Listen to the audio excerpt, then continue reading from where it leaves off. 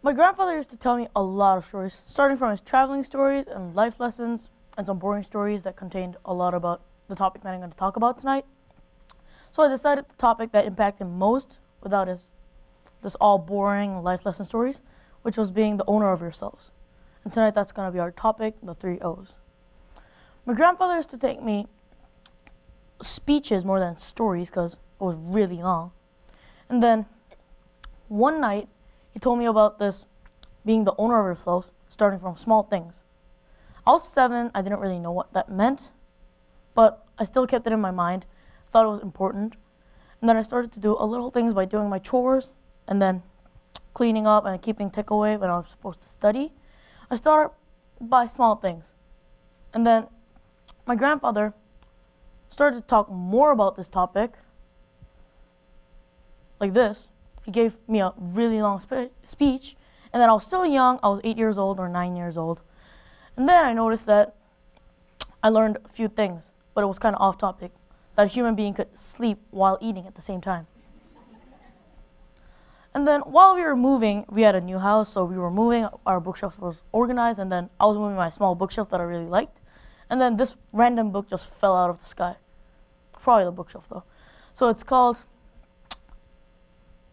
super nerdy, don't worry.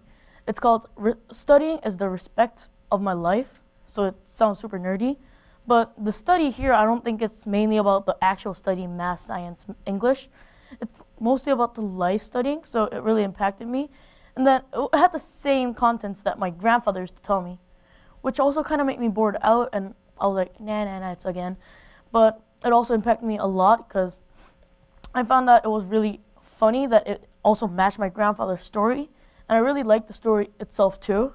It contains stories about starting from small chores or like small things, but like putting your tech away or YouTube away, and also having time management on you, because when you do this, like sometimes you do something else while doing this. Like for example, when you're in study hall, you can watch YouTube and like do article at the same time. That's not being the owner of yourself. The book says that if you want to be an actual owner of yourself, you have to do one thing at the same time. So I got motivated by this book, and I started to write my book, which the title is Normal Life. I know the title is super normal because it's normal life. So it contains a story about the same thing that the other book also contains, but an easier version. It has my life story, kinda, and my grandfather's story. It also contains the book, the motivation. So this also has it also has the meaning of that book. But the main reason why I named it Normal Life is because many people can take different paths. Like someone can be a doctor, someone can be an actor, somebody can become, I don't know. So it's a normal life. You can feel like it's a normal life. Even though you're a star, you might be, it's normal, I don't care. But I thought about this, and it was normal life without the question mark until I finished the book. After I finished the book, I added a question mark there because I thought that it's not a normal life, like, and actually, because there's no definition that divides normal life and special life, and you don't know which life is a special life, because your life you might feel it's normal, but it might be a special life from some people. So I felt like this, and I wrote this book with all of my motivations, and I really enjoyed it, and I started to make little changes in myself too. So I used to, okay, I'll tell you this, my advisor, sorry. I used to watch YouTube and study sometimes, yeah. I know it's funny, and I'm not supposed to do that.